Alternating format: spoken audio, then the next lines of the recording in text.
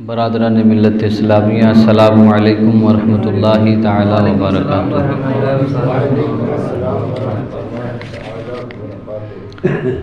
نحمدہ ونصلی ونسلم علی رسولہ الکریم، اما بعد فاعوذ باللہ من الشیطان الرجیم، بسم اللہ الرحمن الرحیم۔ سبحان الذي أسرى بعبده ليلا من المسجد الحرام إلى المسجد الأقصى الذي باركنا حوله لنريه من آياتنا إنه هو السميع البصير۔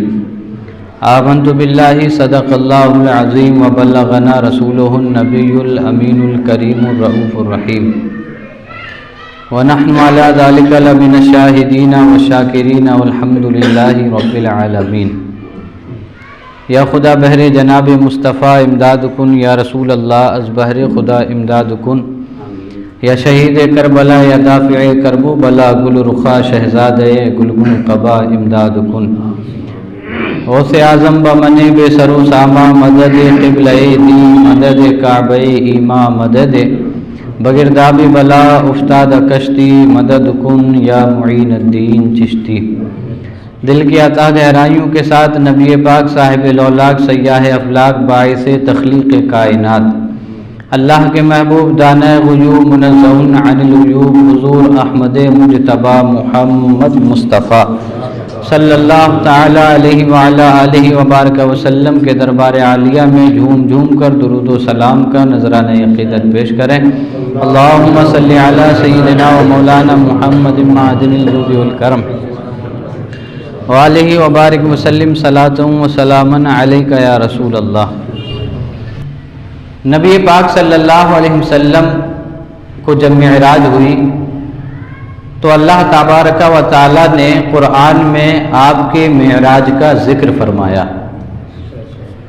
قرآن مجید فرقان حمید میں حضور صلی اللہ علیہ وسلم کے معراج کا 3 جگہ ذکر فرمایا۔ پہلی سورہ بنی اسرائیل میں، اور دوسری بار سورہ بنی اسرائیل کی ایک دوسری آیت میں، اور پھر محبوب صلی اللہ علیہ وسلم کی معراج کا بیان اللہ نے پوری ایک سورت یعنی سورۃ النجم میں فرمایا۔ اللہ تبارک و تعالی ارشاد فرماتا ہے، سبحان الذی اسری بعبدہ لیلا من المسجد الحرام الی المسجد الاقصی۔ پاک ہے وہ ذات جو اپنے بندے خاص کو لے گئی راتوں رات مسجد حرام سے مسجد اقصی تک۔ الذی بارکنا حولہ، اور یہ مسجد اقصی وہ ہے جس کے ارد گرد ہم نے برکتیں رکھی ہیں۔ لنریہ من آیاتنا، ہم لے کیوں گئے؟ تاکہ ہم اپنی نشانیوں کا اپنے محبوب کو نظارہ کرائیں۔ انہ هو السمیع البصیر، بے شک وہ سنتا اور دیکھتا ہے۔ اللہ تبارک و تعالی نے اس آیت کریمہ میں اور اس کے علاوہ 2 جگہ اور اپنے محبوب کے سفر کا ذکر فرمایا۔ اصول یہ ہے کہ جب کوئی بڑا شخص سفر کرتا ہے تو اس سے چھوٹے لوگ اس کے سفر کو بیان کرتے ہیں۔ پیر سفر کرے تو مریدین بیان کرتے ہیں، استاد سفر کرے تو شاگرد بیان کرتے ہیں، حاکم سفر کرے تو وزراء بیان کرتے ہیں۔ یہ اصول ہے، جب کوئی بڑا شخص سفر کرتا ہے تو اس کے ماتحت جو چھوٹے لوگ ہوتے ہیں وہ اس کے سفر کو بیان کرتے ہیں۔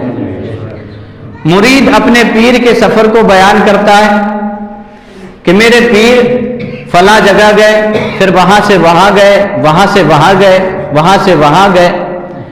استاد سفر کرتا ہے تو شاگرد بیان کرتے ہیں کہ میرے استاد محترم فلاں جگہ ہو کے آئے ہیں، یا فلاں جگہ سے وہاں گئے، یا انہوں نے بدیش کا سفر کیا، وہ آؤٹ آف کنٹری گئے، یہ نیچے کے لوگ بیان کرتے ہیں۔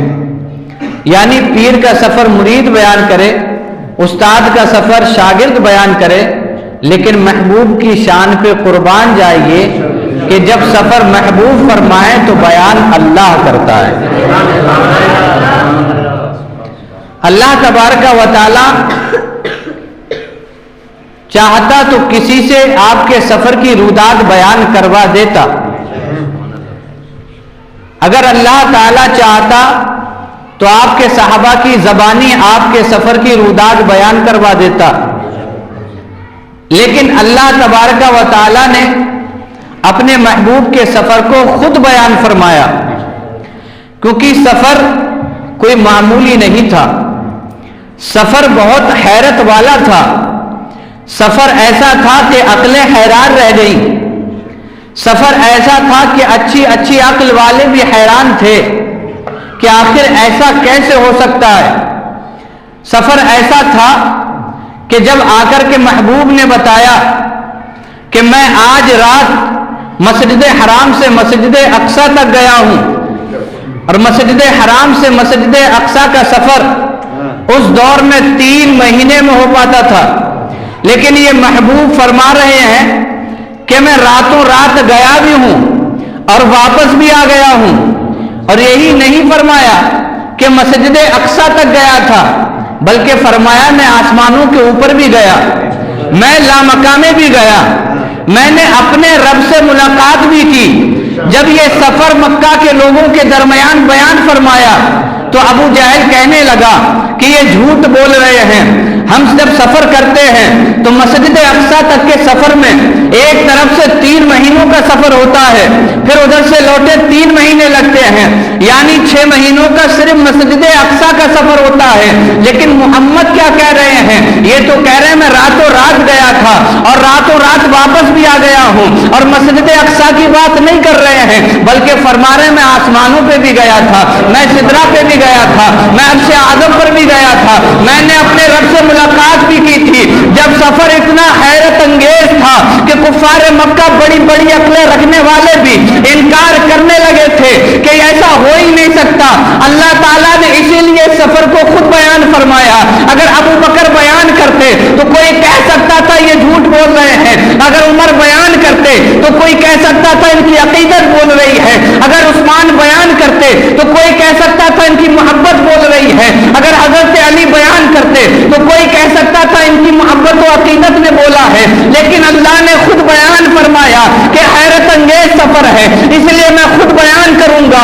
سبحان الذی اسریٰ، پاک ہے وہ ذات جو اپنے محبوب کو لے گئی راتوں رات۔ اب کرنے والے اعتراض کر کے دکھائیں، جو کہہ رہے تھے سفر نہیں ہو سکتا وہ اعتراض کر کے دکھائیں، کیونکہ سفر کرانے والا محبوب نہیں ہے بلکہ سفر پہ لے جانے والا اللہ تعالیٰ خود فرمائے۔ اللہ کی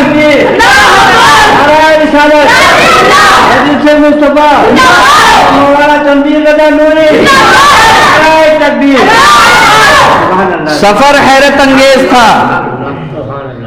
مسجد حرام سے مسجد اقصی کا سفر 1250 کلومیٹر کا یہ سفر ہے، کوئی راتوں رات جا کر کے کیسے واپس آ سکتا ہے؟ اور مسجد اقصی کی ہی بات نہیں، وہ تو کہہ رہے تھے میں آسمانوں پہ بھی گیا، میں عرش و کرسی سے بھی اوپر گیا، میں وہاں بھی گیا جہاں مکان بھی نہیں ہوتا ہے، وہاں گیا جہاں وہاں کہاں کب کیا یہ بھی نہیں ہوتے ہیں۔ جب حیرت انگیز سفر تھا تو اللہ نے اسی لیے خود فرمایا سبحان الذی، پاک ہے وہ ذات۔ اللہ نے اس آیت پہ اس سفر معراج پہ ہونے والے تمام اعتراضات ختم فرما دیے، جتنے بھی عقل کے گھوڑے دوڑانے والے دوڑائیں، لیکن اللہ نے صرف سبحان الذی فرما کے ان تمام کے اعتراضوں کو مٹیا میل فرما دیا۔ فرمایا سبحان الذی، پاک ہے وہ ذات، کمزوری سے پاک ہے، مجبوری سے پاک ہے، عجز سے پاک ہے۔ یہ مت سمجھنا کہ وہ مجبور ہے نہیں لے جا سکتا، وہ عاجز ہے نہیں لے جا سکتا۔ ان اللہ علی کل شیء قدیر، بے شک اللہ ہر چیز پر قادر ہے۔ اب جو اعتراض کرنے والے نے اعتراض کیا تھا کہ ایسا ہو ہی نہیں سکتا ہے، یا آج کے دور میں 1400 سال بعد کسی نے اعتراض کیا کہ آدمی اوپر جا ہی نہیں سکتا، کوئی بھاری چیز اوپر جا ہی نہیں سکتی، کسی بھاری چیز کو جب آپ اوپر پھینکیں گے تو وہ لوٹ کے پھر واپس زمین کی طرف آ جائے گی، یعنی ثقل اوپر نہیں جاتا، پھر چلا بھی جائے تو زمہریر ہے، جہاں جہنم ہے تو وہ آگ سے کیسے گزرے گا، وہاں سے تو کوئی گزر بھی نہیں سکتا ہے۔ جب یہ نظریہ پیدا ہوا سائنس کا کہ اوپر کی جانب کوئی نہیں جا سکتا، اللہ تعالیٰ نے اپنے محبوب کو وہ معجزہ عطا فرما دیا کہ قیامت تک کے لوگوں کا ناطقہ بند کر دیا کہ یہ مت سمجھنا کہ ایسا ہو ہی نہیں سکتا، بلکہ جب لے جانے والا رب ہو اور جانے والا محمد الرسول اللہ ہو تو یہ سفر ممکن ہو سکتا ہے۔ یہی وجہ تھی اللہ نے فرمایا سبحان الذی اسریٰ، پاک ہے وہ ذات جو اپنے محبوب کو لے گئی۔ اللہ نے اس آیت کریمہ کے اندر ابتدا فرمائی سبحان الذی، سبحانہ سے، اور سبحانہ یہ اس وقت بولا جاتا ہے جب کوئی بات عقل کو حیران کر دے، جب آپ کو کوئی بات اچھی لگے، عقل کو بھا جائے، تب آپ کہتے ہیں سبحان اللہ، سبحان اللہ۔ تو اللہ نے اس آیت کریمہ کو سبحان سے شروع فرمایا، شروع اس لیے کیا کہ آنے والی بات جو ہے وہ معمولی نہیں ہے۔ لفظ سبحان یہ بتا رہا ہے کہ جو آگے بات بیان ہوگی وہ ایسی ہے کہ اس پر لوگ اعتراض کرنے لگیں گے۔ کوئی کہے گا ایسا ممکن ہی نہیں، کوئی کہے گا آسمانوں سے اوپر کوئی چلا جائے، ایسا ہو ہی نہیں سکتا۔ تو اللہ نے ان تمام اعتراضات کا جواب صرف لفظ سبحان میں دے دیا، کہا سبحان الذی اسریٰ، پاک ہے وہ ذات جو اپنے محبوب کو لے گئی راتوں رات۔ اللہ تبارک و تعالی نے اس آیت کریمہ میں ذکر اپنے محبوب کا کیا، لیکن بیان اپنی تعریف کے ذریعے فرمایا۔ قرآن مجید کے اندر اللہ نے جب اپنے محبوب کے خلفاء کا ذکر فرمایا تو اس آیت کریمہ کو شروع کیا اپنے محبوب کے ذکر سے، فرمایا محمد الرسول اللہ والذین معہ اشداء علی الکفار والرحماء بینہم، کہا محمد اللہ کے رسول ہیں اور ان کے ساتھ جو لوگ ہیں یہ کفار پر سخت ہیں اور آپس میں نرم دل ہیں۔ جب اللہ کے محبوب کے صحابہ کا ذکر فرمایا تو عنوان لگایا محمد الرسول اللہ، اور جب محبوب کا ذکر فرمایا تو محبوب کے ذکر سے پہلے اپنا ذکر کیا سبحان الذی اسریٰ۔ اے اللہ، یہ انداز کلام میں حکمت کیا ہے؟ اس انداز کلام میں حکمت کیا ہے کہ تو نے اپنے محبوب کا ذکر کیا لیکن ذکر سے پہلے اپنا ذکر فرمایا؟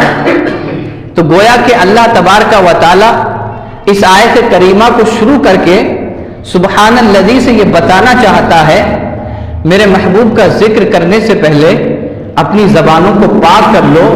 جب تم میرا ذکر کرو گے، میرا نام لو گے، تمہاری زبانیں پاک ہو جائیں گی، پھر میرے محبوب کا نام لینا۔ اللہ تعالیٰ نے ہمیں اشارہ دیا، آپ ایک مثال کے ذریعے اور سمجھیں۔ جب حاجی حج کرنے جاتا ہے تو ڈائریکٹ مدینہ نہیں جاتا بلکہ حج کرنے کے لیے کعبہ شریف میں جاتا ہے۔ اللہ تعالیٰ گویا کہ فرماتا ہو میرے بندے محبوب کے دربار میں پہلے نہیں جانا ہے، پہلے تجھے میرے دربار میں آنا ہے، یہاں رو رو کر گڑ گڑا کر اپنے گناہوں کی معافی مانگنا ہے۔ جب میں تجھے پاک و صاف کر دوں گا پھر تو میرے محبوب کے دربار میں جانا۔ جب تیری زبان اس لائق ہو جائے کہ میرے محبوب کے ذکر سے تیری زبان رتب ہو سکے، میرے محبوب کے روزے کا دیدار کرنے کے لائق ہو جائے، تب تو میرے محبوب کے روزے پہ جانا۔ آپ پہلے خانہ کعبہ آ جا، تو میرے گھر کا دیدار کر لے، بعد میں میرے محبوب کا دیدار کرنا۔ اللہ تبارک و تعالیٰ چاہتا ہے کہ میرے محبوب کا ذکر ہو تو اس سے پہلے میرا ذکر ہو جائے تاکہ میرے بندوں کی زبانیں میرے ذکر سے دھل جائے، پھر میرے محبوب کا ذکر ہو۔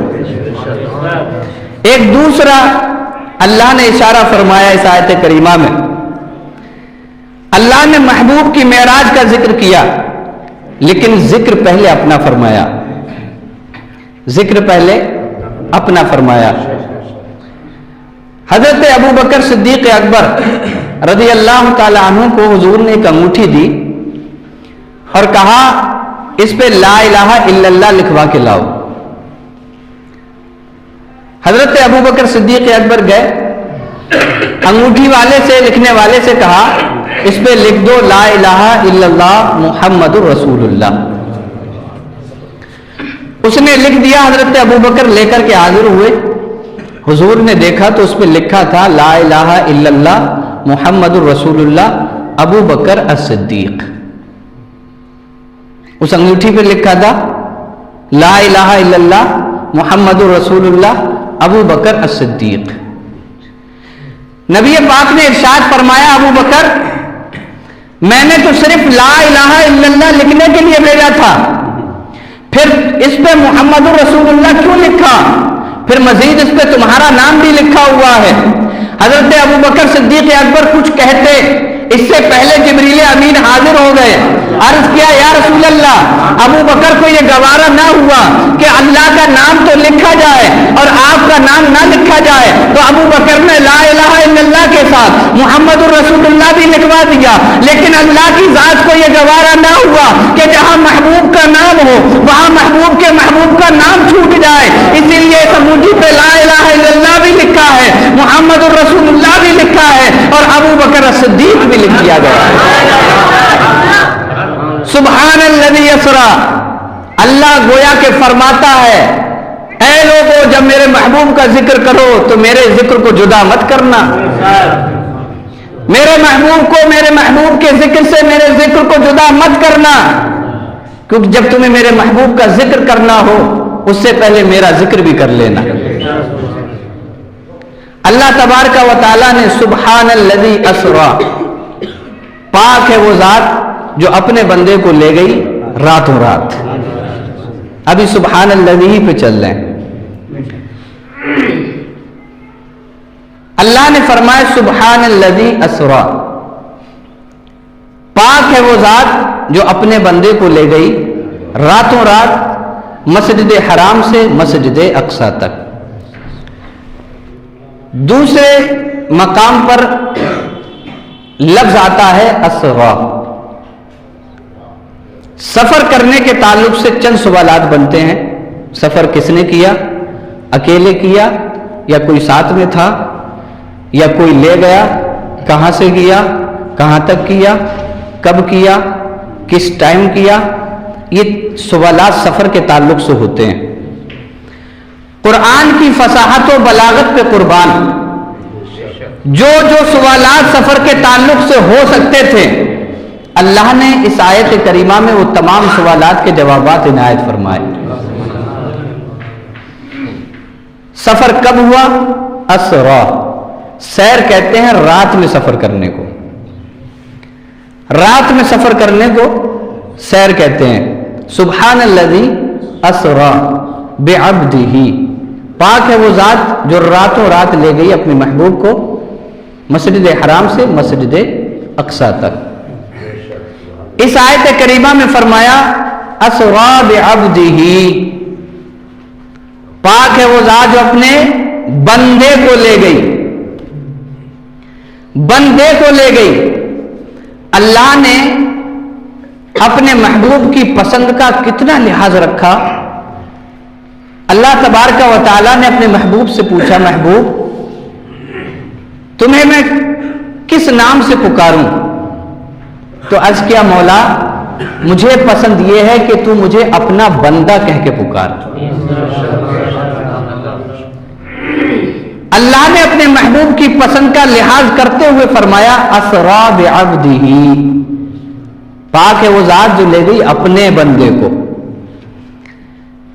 دوسری حکمت بعبدہ میں یہ ہے کہ معراج مصطفیٰ یہ عقلوں کو حیرت میں ڈالنے والا معجزہ ہے۔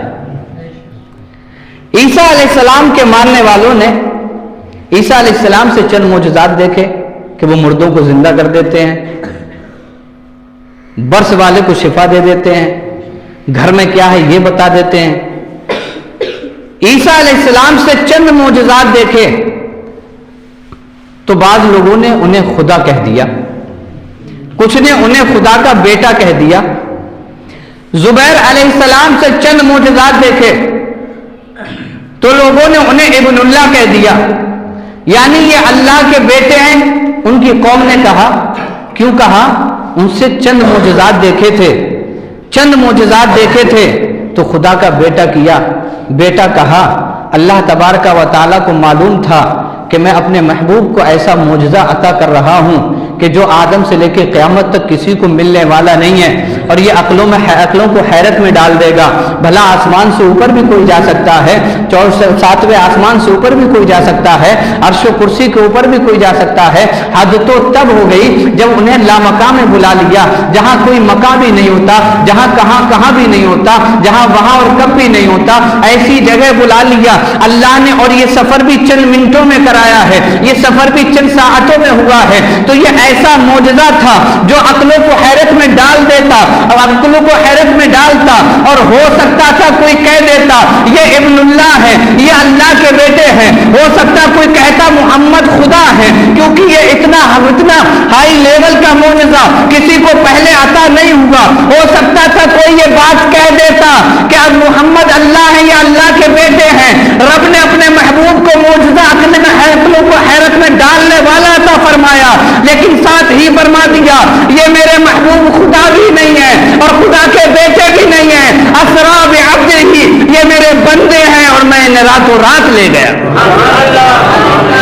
اللہ نے بہت سے اعتراضات کا جواب دیا، اسرا بعبدہ، میں اپنے بندے کو لے گیا۔ یہ مت کہنا کہ یہ اللہ کا بیٹا ہے، کہ اتنا ہائی معجزہ، یہ تو عقلوں میں نہیں آتی بات کہ کوئی آسمانوں سے عرش و کرسی سے اوپر جائے۔ آخری اسٹیٹ کا معجزہ حضور کو دیا تو حضور صلی اللہ علیہ وسلم کے تعلق سے اللہ نے پہلے ہی فرما دیا انہیں خدا بھی مت سمجھنا اور خدا کا بیٹا بھی مت سمجھنا، بعبدہ، یہ میرے بندے ہیں۔ اور عبد میں اور عبدہ میں فرق ہے۔ آپ اگر اپنی سماعت قریب کریں تو میں آپ کو بتاؤں عبد میں اور عبدہ میں فرق ہے۔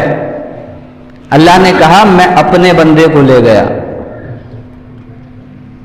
حضرت آدم علیہ السلام آئے، کہا میں اللہ کا بندہ، کیا کہا؟ میں اللہ کا بندہ۔ موسیٰ علیہ السلام، عیسیٰ علیہ السلام، سب نے کہا میں اللہ کا بندہ۔ قیامت تک لوگ آئیں گے کہیں گے میں اللہ کا بندہ۔ کمال اس میں نہیں ہے کہ ہم اور آپ کہیں کہ ہم اللہ کے بندے، کمال اس میں ہے کہ اللہ خود کہے میرا بندہ۔ کمال اس میں ہے کہ اللہ خود کہے میرا بندہ۔ کمال یہ نہیں ہے کہ ہم کہیں ہم اللہ کے بندے۔ اللہ کے بندے تو بہت ہیں، آدم بھی اللہ کے بندے تھے، شیش بھی اللہ کے بندے تھے، موسیٰ بھی اللہ کے بندے تھے، عیسیٰ بھی اللہ کے بندے تھے، یوسف بھی اللہ کے بندے تھے، صدیق بھی اللہ کے بندے تھے، فاروق بھی اللہ کے بندے تھے، عثمان بھی اللہ کے بندے تھے، علی بھی اللہ کے بندے تھے۔ قیامت تک تمام اللہ کے بندے ہیں۔ کمال یہ ہے کہ اللہ خود کہہ دے یہ میرا بندہ ہے۔ اسرا بعبدہ، پاک ہے وہ ذات جو لے گئی اپنے محبوب کو راتوں رات۔ اسرا بعبدہ، تو کمال کس میں ہے کہ اللہ خود فرما دے کہ یہ میرا بندہ ہے۔ کوئی کہے میری پرائم منسٹر سے لگتی ہے، میں ان کا خاص آدمی ہوں، میری پردھان سے لگتی ہے، میں ان کا خاص آدمی ہوں، میں ان کا داہنا ہاتھ ہوں، میں ان کا بایاں ہاتھ ہوں، یہ کمال نہیں ہے۔ کمال اس وقت ہے جب پرائم منسٹر کہتے یہ میرا خاص بندہ ہے۔ اللہ نے فرمایا سبحان الذی اسری بعبدہ، پاک ہے وہ ذات جو اپنے بندے کو لے گئی راتوں رات۔ فرمایا لیلن، رات کے تھوڑے سے حصے میں۔ پہلے لفظ تھا اسرا، راتوں رات، سیر کہتے ہیں رات میں سفر کرنے کو۔ اس اسرا میں حد متعین نہیں تھی، کہ تھوڑی رات ہے، آدھی رات ہے یا پوری رات ہے، بس رات میں لے گئی۔ اللہ تبارک و تعالیٰ نے آگے فرمایا لیلن، اسرا کو متعین فرما دیا، یہ مت سمجھنا پوری رات، لیلن تھوڑی سی رات۔ لیلن پہ تنوین قلت ہے، تنوین قلت کا مطلب ہوتا ہے، یہ تنوین وقت کی قلت کو بتاتی ہے کہ وقت تھوڑا سا لگا، تو فرمایا لیلن، وقت تھوڑا سا لگا۔ مسجد حرام سے مسجد اقصی تک 1250 کلومیٹر کا سفر، وہاں سے ساتوں آسمان، عرش و کرسی، لامکہ، اللہ سے ملاقات، جہنم کو دیکھا، جنت کا نظارہ کیا، آسمانوں پہ انبیاء سے ملاقات کی، وہاں سے واپس بھی آئے، مسجد اقصی میں نماز بھی پڑھائی، موسیٰ علیہ السلام سے 9 بار ملاقات بھی ہوئی۔ لیلن تھوڑی سی، یہ سب کام تھوڑے سے وقت میں؟ عقل قبول نہیں کر سکتی۔ یہ کیسے ہو سکتا ہے کہ یہ سب کام تھوڑے سے وقت میں ہو گئے ہوں؟ تھوڑے سے وقت میں کیسے ہو سکتے ہیں؟ میں آپ کو ایک مثال کے ذریعے سمجھاتا ہوں۔ نبی پاک صلی اللہ علیہ وسلم اس کائنات کی جان ہے۔ گھڑی سے اگر سیل نکال دیا جائے تو اس کی سوئیاں رک جائیں گی، اور جب ڈالا جائے گھنٹے بعد تو اس کی سوئیاں بھی وہیں سے چلیں گی۔ اللہ نے اپنے محبوب کو اس کائنات کی جان فرمایا، حضور اس کائنات کی جان ہے، اور جب جان دنیا سے اوپر چلی گئی تو دنیا کی ہر چیز تھم گئی، ہر چیز تھم گئی۔ اس لیے فرمایا لیلن، یہ سب کام تھوڑی سی دیر میں ہوئے ہیں۔ تھوڑی سی دیر میں کتنی؟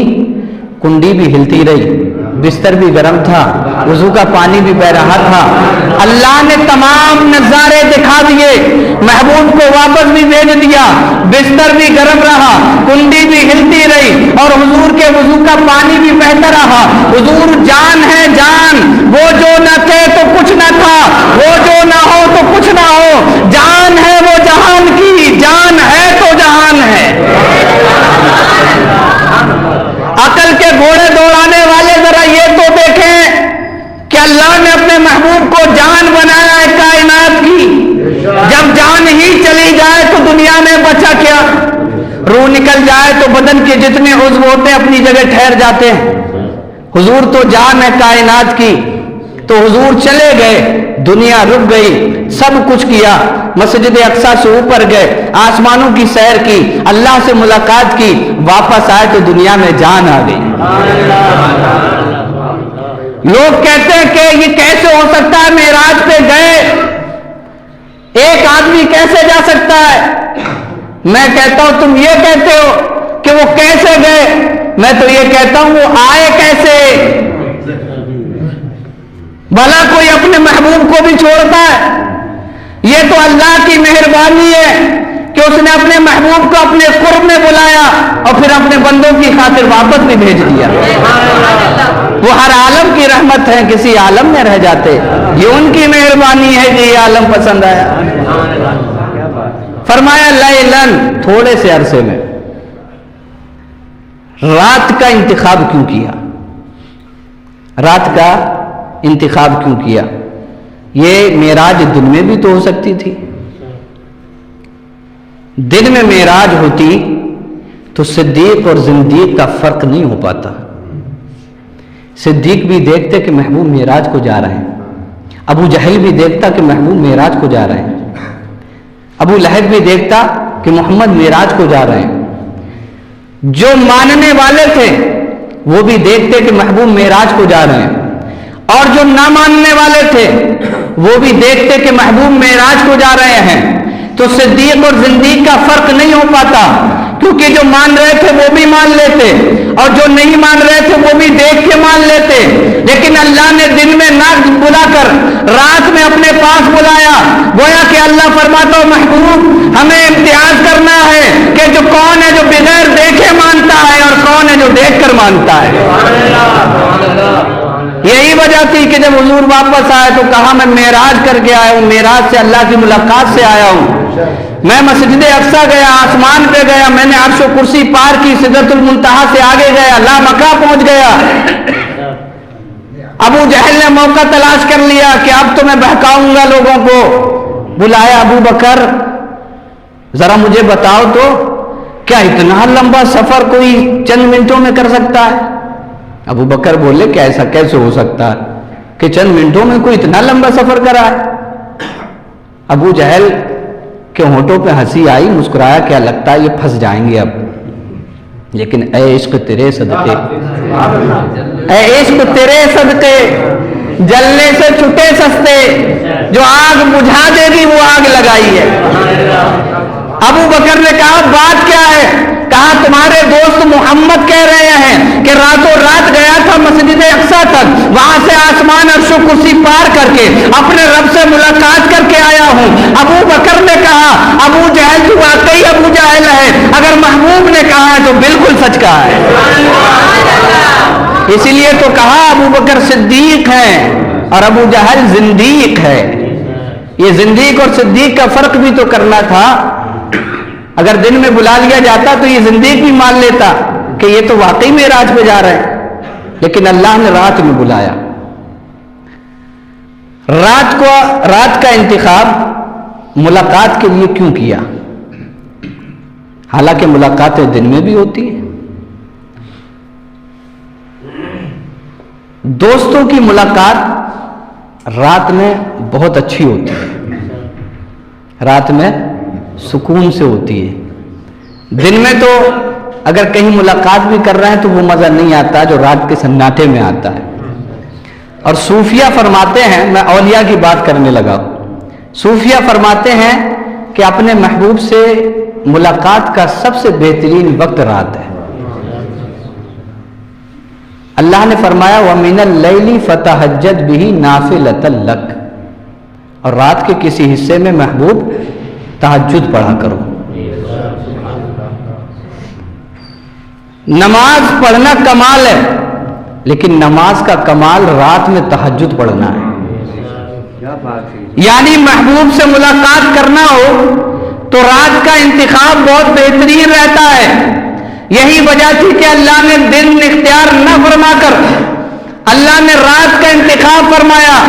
محبوب پوری کائنات سوتی ہوگی، تمام فرشتے اپنے اپنی جگہ پہ ہوں گے، بس لامقام میں تو ہوگا اور میں ہوں گا، تو ہوگا اور میں ہوں گا، تو مجھے دیکھ لے گا میں تجھے دیکھ لوں گا۔ اس لیے اللہ نے فرمایا لیلن، رات میں لے گیا۔ سبحان الذی اسری بعبدہ لیلن، سفر کہاں سے ہوا؟ من المسجد الحرام، مسجد حرام سے کہاں تک؟ الی المسجد الاقصی، مسجد اقصیٰ تک، جو فلسطین میں مسجد اقصیٰ بیت المقدس جسے کہا جاتا ہے، وہاں سے سفر ہوا۔ اللہ تبارک و تعالیٰ نے اپنے محبوب کا سفر مسجد حرام سے شروع فرمایا اور مسجد اقصیٰ تک اس آیت کریمہ میں ذکر فرمایا۔ اللہ کے محبوب کا سفر مسجد اقصیٰ تک قرآن کی نص سے ثابت ہے۔ اس سفر کا اگر کوئی انکار کرے تو وہ کافر ہو جائے گا۔ اس سفر کا انکار کرنا کفر ہے، لیکن مسجد اقصیٰ سے سدرۃ المنتہا تک کا سفر یہ احادیث سے ثابت ہے، اور اس کا انکار کرنے والا گمراہ اور فاسق ہے۔ اور سدرۃ المنتہا کے اوپر جو سفر ہوا اس کا انکار کرنے والا خاطی یعنی خطا کار ہے، لیکن وہ گمراہ یا کافر نہیں ہوگا۔ اللہ تبارک و تعالیٰ نے محبوب کو مسجد حرام سے مسجد اقصیٰ تک سفر کرایا اور فرمایا یہ مسجد اقصیٰ کیا ہے؟ الذی بارکنا حولہ، یہ وہ ہے جس کے ارد گرد ہم نے برکتیں رکھی۔ یہاں سے بہت اہم مسئلہ حل ہو جائے گا۔ مسجد اقصیٰ مسجد ہے، اللہ نے فرمایا بارکنا حولہ، ہم نے اس کے ارد گرد برکتیں رکھی۔ برکتیں تو مسجد میں ہوتی ہیں، برکتیں تو مسجد میں ہوتی ہیں، پھر اللہ نے کیوں فرمایا ہم نے اس کے ارد گرد برکتیں رکھی؟ مسجد میں برکت تو تھی ہی، اللہ تبارک و تعالیٰ نے ارد گرد کی برکتوں کا اظہار فرمایا کہ ہم نے مسجد اقصیٰ کے ارد گرد برکتیں رکھی ہیں۔ مفسرین فرماتے ہیں ان برکتیں رکھنے کا مطلب یہ ہے کہ مسجد اقصیٰ کے ارد گرد بہت سے انبیاء اکرام کے مزارات ہیں، تو ان مزارات کی وجہ سے اللہ نے فرمایا ہم نے مسجد اقصیٰ کے ارد گرد بہت سی برکتیں رکھی ہیں۔ معلوم ہوا جہاں اللہ کے نبی کا مزار ہو یا جہاں اللہ کے ولی دوست کا مزار ہو وہاں اللہ اپنی رحمتیں اور برکتیں نازل فرماتا ہے۔ اللہ تبارک و تعالیٰ نے فرمایا لِنُورِيَهُ مِنْ آیَاتِنَا، لے کیوں گئے؟ اس لیے تاکہ ہم اپنی نشانیاں دکھائیں، نشانیاں دکھائیں۔ اللہ تبارک و تعالیٰ نے اس آیت کے اس ٹکڑے کے اندر لِنُورِيَهُ مِنْ آیَاتِنَا اشارتاً مسجد اقصیٰ سے لامکہ تک کا سفر ذکر فرمایا تاکہ ہم اپنی نشانیاں دکھائیں۔ حالانکہ مسجد حرام سے مسجد اقصیٰ تک بھی نشانیاں دکھائی گئیں، لیکن مسجد اقصیٰ سے اوپر کی نشانیاں ان نشانیوں سے تھوڑی بڑی تھی، اس لیے فرمایا لِنُورِيَهُ مِنْ آیَاتِنَا، تاکہ ہم دکھائیں اپنی نشانیاں۔ تو اللہ نے اپنے محبوب کو اپنی نشانیاں دکھائیں، سب کچھ دکھا دیا، سب کچھ دکھا دیا۔ جب اللہ نے انہیں سب کچھ دکھا دیا وہ دیکھ کے آئے، اور دکھایا کیوں تھا؟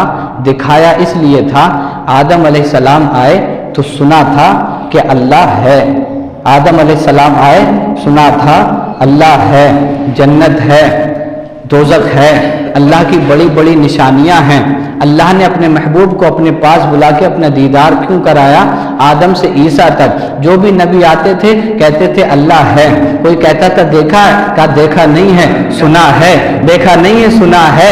اللہ تبارک و تعالیٰ نے جتنے انبیاء بھیجے تمام ایک ہی آواز میں یہی کہتے تھے کہ ہمیں اللہ ہے۔ لوگ پوچھتے اللہ کو دیکھا ہے، کہا نہیں دیکھا نہیں ہے، اور گواہی دیکھنے پہ مکمل ہوتی ہے، سننے پہ مکمل نہیں ہوتی۔ حضرت آدم سے لے کے عیسیٰ تک انبیاء کو بھیجا اللہ ہے، سب کہتے رہے اللہ ہے، سب کہتے رہے اللہ ہے، دیکھا ہے نہیں دیکھا ہے، تو ابھی گواہی مکمل نہیں ہوئی ہے، گواہی مکمل بھی ہونا تھی۔ تو اللہ نے اپنے محبوب کو بلا لیا اور دکھا دیا، اپنے محبوب کو اپنا دیدار کرا دیا۔ جب آنے کے بعد پوچھا دیکھا ہے، کہا ہاں دیکھ کر کے آیا ہوں۔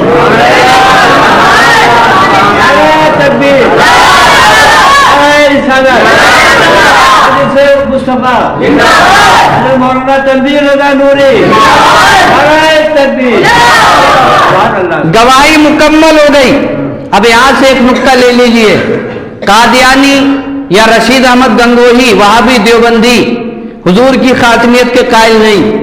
وہ کہتے ہیں کہ حضور کے زمانے میں یا آپ کے بعد کوئی نیا نبی پیدا ہو سکتا ہے، لیکن آئیے حضور صلی اللہ علیہ وسلم کی خاتمیت پہ لگے ہاتھوں ایک دلیل بھی مل جائے۔ گواہی سنی ہوئی نہیں ہوتی، گواہی مکمل ہوتی ہے دیکھنے کے بعد۔ جب اللہ کے نبی نے اللہ کو دیکھ لیا گواہی مکمل، معلوم ہوا کہ حضور کے بعد اب کوئی نیا نبی نہیں آئے گا، کیونکہ گواہی مکمل ہو چکی۔ جسے دکھانا تھا اسے دکھا بھی دیا اور اس نے دیکھ کے بتا بھی دیا۔ اس نے جب دیکھ کے بتا دیا تو اب اس کے بعد بھی کوئی نیا نبی نہیں آ سکتا۔ اللہ تبارک و تعالیٰ نے اپنے محبوب کو آخری نبی بنا کر کے دنیا میں بھیجا۔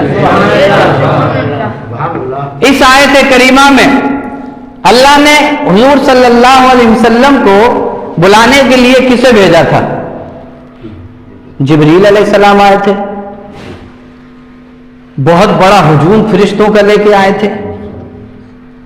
جبریل آئے تھے، اٹھایا تھا، ساتھ میں لے گئے تھے، براق پہ بٹھا کے لے گئے تھے، لیکن اللہ کا انداز کلام دیکھیں، یہ نہیں فرماتا کہ جبریل لے گئے میرے محبوب کو راتوں رات۔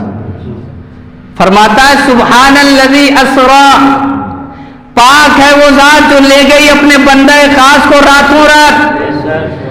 اے پروردگار عالم، آئے تو جبریل تھے، آئے تو فرشتے تھے، فرشتے نبی کو لے گئے تھے، لیکن یہ انداز کلام کیسا ہے کہ آیا فرشتہ تھا لینے، لیکن تو فرما رہا ہے سبحان الذی اسری، پاک ہے وہ ذات جو اپنے بندے خاص کو لے گئی راتوں رات۔ مجھے بتائیے اللہ تبارک و تعالی اپنے بندوں سے کتنا قریب ہے؟ اللہ فرماتا ہے نحن اقرب من حبل الورید، ہم تمہاری شہ رگ سے بھی زیادہ قریب ہیں۔ اللہ جب تمام عام بندوں کی شہ رگ سے زیادہ قریب ہے تو اپنے محبوب کے کتنے زیادہ قریب ہوگا۔ اللہ تبارک و تعالیٰ نے اس آیت میں یہ اشارہ بھی دے دیا، یہ مت سمجھنا کہ محبوب کو فرشتے بلانے گئے تھے، یہ تو محبت کا تقاضا ہوتا ہے کہ جب کسی محبوب کو بلایا جاتا ہے تو اپنی بارگاہ کا خاص بندہ بھیجا جاتا ہے، خاص بندہ بھیج کے بلایا جاتا ہے، یہ تو وہ تقاضا پورا کیا گیا تھا، لیکن محبوب کے ساتھ ان کے رب کی ذات بھی تھی، ان کے رب کی ذات بھی تھی۔ اللہ تبارک و تعالیٰ نے فرمایا سبحان الذی اسری، پاک ہے وہ ذات جو اپنے بندے کو لے گئی راتوں رات۔ ایک اور دلیل، اللہ تبارک و تعالیٰ کے پیارے محبوب صلی اللہ علیہ وسلم جب غار ثور میں تھے اور کفار مکہ غار کے پاس پہنچ گئے تھے تو حضرت ابوبکر صدیق اکبر نے کہا تھا یا رسول اللہ یہ ہمیں دیکھ لیں گے، یہ ہمیں کہیں دیکھ نہ لیں، اگر انہوں نے اپنے پیروں کی طرف دیکھا تو یہ ہمیں دیکھ لیں گے۔ تو اللہ تبارک و تعالیٰ نے آیت نازل فرمائی اور اپنے محبوب سے کہا محبوب اپنے دوست سے کہہ دو، اپنے دوست سے کہہ دو، کیا کہہ دو؟ لا تحزن ان اللہ معنا، گھبراؤ مت، اللہ ہمارے ساتھ ہے، اللہ ہمارے ساتھ ہے۔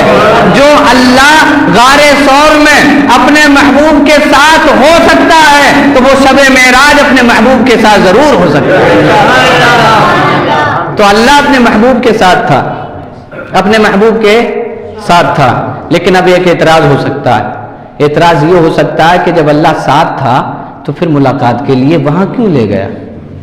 یہی ملاقات کر لیتا، جب اللہ ساتھ تھا تو یہی ملاقات کر لیتا۔ تو میں آپ کو بتاؤں جب کوئی محبوب آتا ہو اور اس کے لیے کوئی جگہ متعین کر دی جائے کہ ہمیں ملاقات وہاں کرنی ہے جہاں کوئی نہیں ہوگا، تو پھر وہاں ملاقات کی کوئی بات بھی نہیں بنتی کہ مکے میں ملاقات ہو جاتی یا مسجد اقصی میں ملاقات ہو جاتی۔ اللہ تبارک و تعالیٰ کو اس جگہ ملاقات فرمانی تھی جہاں صرف محبوب ہو اور صرف میں ہوں۔ مکہ میں ہوتے تو کفار مکہ بھی ہوتے، مسجد اقصی میں ہوتے تو انبیاء کی جماعت بھی ہوتی، لیکن اللہ تبارک و تعالیٰ نے یہ چاہا محبوب لے تو میں ہی ساتھ ساتھ لے کے جاؤں گا، لیکن ملاقات وہاں کریں گے، نہ کوئی فرشتہ ہوگا، نہ کوئی نبی ہوگا، نہ کوئی انسان ہوگا، صرف تو ہوگا اور میں ہوں گا، تو مجھے دیکھے گا میں تجھے دیکھوں گا۔ اللہ تبارک و تعالیٰ نے اس آیت کے آخر میں فرمایا انہ هو السمیع البصیر، بے شک وہی سنتا دیکھتا ہے۔ مفسرین اس میں دو قول فرماتے ہیں، انہ هو السمیع البصیر، ہوا کا مرجع اللہ کی ذات ہے، یعنی بے شک اللہ ہی سنتا اور دیکھتا ہے، اور دوسرا قول ہے کہ محبوب سنتے اور دیکھتے ہیں۔ اس آیت کریمہ کے اندر اللہ نے اپنے محبوب کی معراج کا بیان فرمایا۔